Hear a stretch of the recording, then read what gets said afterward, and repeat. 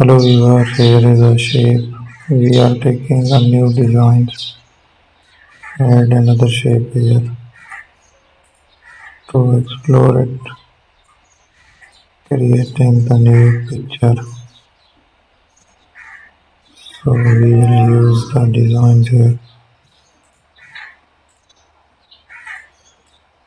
We are going to make that shapes. Let's have a structure.